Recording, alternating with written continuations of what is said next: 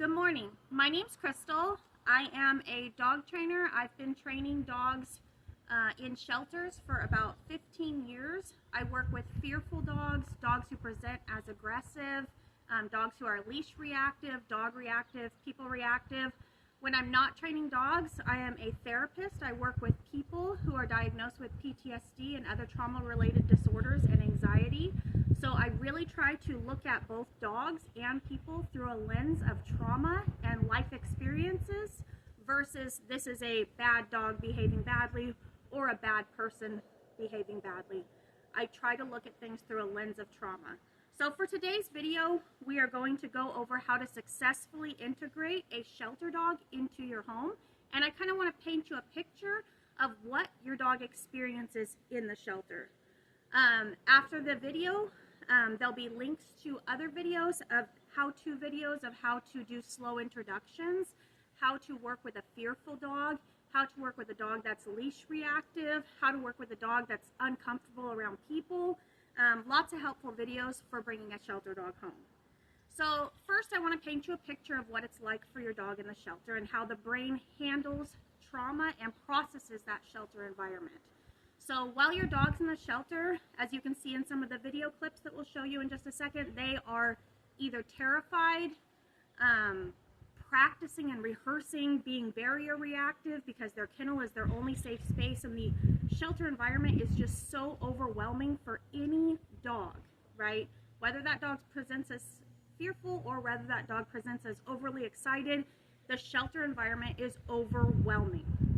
When your dog is in there, they're placed in an environment with all kinds of smells, all kinds of dogs right next to them in kennels. Every time someone walks by, the whole row lights up and everyone comes alive with noise. The noise level in the shelter is sometimes so high that it hurts your ears when you walk by. Imagine your dog has lived in this environment for the past few months before coming into your home, and they've only gotten out of their kennel for a half an hour a day, right? This is too much for the brain to handle.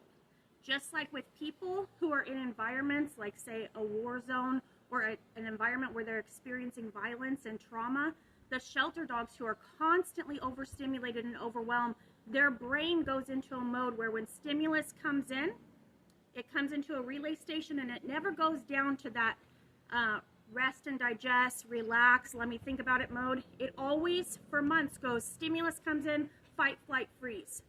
Your brain can get stuck in this pattern, right?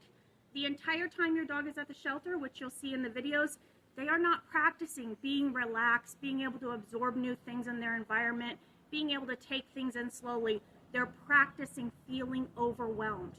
So when we tell you, we, the shelter rescue support team, tell you, please do slow introductions, and then people ignore that and dogs get returned in 24 to 48 hours, it is because that advice is ignored and people don't understand what your dog is experiencing, right? You would never have someone who was maybe like a refugee coming in from a area where they had experienced war, trauma, feeling overwhelmed, bring them into the safe environment of your home and immediately put them into standardized testing. You wouldn't immediately say, hey, let's go to a fair or a carnival or somewhere with fireworks where we can be around so much stimulus and feel overwhelmed, right? You wouldn't do that to a person who had experienced trauma because it's too much and they're not likely to handle it well. It can shut them down more or cause a reaction that is based on that fight, flight, freeze mode that their brain's stuck in, right? You wouldn't want to have experienced trauma, go to a new home thinking you'd feel safe and protected, and then have someone throw a surprise party for you where you have to meet all kinds of new people and they hug you and they're in your face and you're having to interact constantly with new dogs, new cats, new people. You would want quiet time to decompress, right? Please understand that your dog's brain is not in a state where it can handle new things. In order for the brain to return to a baseline where it can have stimulus come in and choose calm, guess what the dog needs to do? Practice being calm, okay? So how can we do this? Slow introductions does not mean we walk slow. It does not mean within a few hours the dog is integrated into our pack of dogs. Yes, there are outliers where the dog might do fine, but to play play it safe. Let's actually go by where the dog is at, okay? So if you have a dog that is traumatized from the shelter, which most shelter dogs are, you want to do slow introductions outside the home, on the street with your other dog. First walking parallel in the same direction at a far distance on loose leashes so that the dogs can gather information about each other through scent.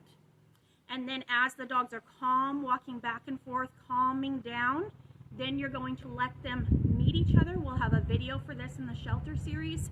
That way, by the time that they meet, they are not as overwhelmed and excited.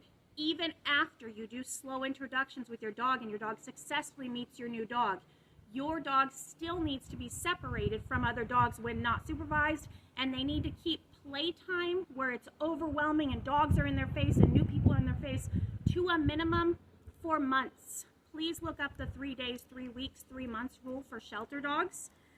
So when the dog first comes in, how to manage that, you can use baby gates. You can crate rotate where you put your dog in a crate, the other dog is out, and then the other dog's in a crate, your dog is out. You want to be able to minimize their access to things that can get them in trouble, because you know that their brain is not in a state where they're likely to make the best decisions until they're able to decompress and calm down. Okay, so management, baby gates, supervision, leashes, crate rotating, asking for help from a trainer before you give the dog back to the shelter. Seek out help. There's help out there with qualified professionals that know what they're doing and can answer your questions.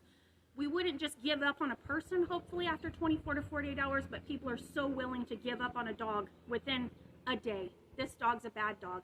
My other dog didn't like it. It growled at someone. Think of where that dog's brain is at. Let the dog have time to decompress. So those are your management strategies. You want to also minimize the time you're putting pressure on a dog to interact. So if a dog chooses to lay down in a corner, right, we're not going to go over and bug that dog. Especially minimize the time you're reaching over the top of a dog to pet them, even if you have a treat in your hand, because that's how dogs intimidate each other, right? You see a new dog come into a dog park with established dogs. Please don't go to a dog park. And the other dogs, the first thing they do is they put their head over that dog's shoulders. You can fight, flight, avoid, or submit, but you better do it now. By us reaching over the top of a fearful dog, we're putting pressure on a dog when the dog already feels pressured, and then you're more likely to get that reaction where the dog is fearful, maybe snap, maybe growl. We'll have a series on the subtle signals that you can see that dogs put out. That way you can know when your dog feels pressured, and you can say, hey, I'm going to take pressure off and let you decompress on your own timeline, okay? So minimize forced affection, minimize forcing interaction, minimize their time playing and feeling overwhelmed, because we want that brain to calm down. And if you're putting them in situations where they're continuously feeling overwhelmed with other dogs, with new people, that brain cannot calm down, right? What you want to do is maximize the time your dog is allowed to have quiet time, to practice calm. Practice exercises with your dog that work on impulse control, right? These are things they didn't practice in the shelter. We need to teach impulse control. We need to teach emotional regulation. We need to teach the dog to have the life skills to self-soothe. Maximize those exercises. Sniffing for dogs actually reduces cortisol levels, reduces that stress hormone. So maximize the time your dog is allowed to just have quiet time and sniff, right? If we were having a hard time with something and we had experienced trauma, no one would say, you need to do standardized testing now and get an A+ on it, right? The brain is just not in a state where it can be successful there. So please don't do too much too soon with your dog. So after this video, I'm going to put up links that show you the how-to with a visual of 2 people walking dogs together and how to introduce them. So please check out my shelter series, and we will walk you through step-by-step of exactly what to do. Thank you for your time and listening to this video. I hope this has been informational for you to understand what a dog experiences at the shelter and the state of mind that their brain is in when they enter your home. If you just remember one thing, don't put pressure on an animal that already feels pressured. Don't do too much too soon with your dog. Dogs take up to 3 months to fully decompress, not 3 days, not 3 hours. Thank you for your time. Please check out my other videos and have a nice day.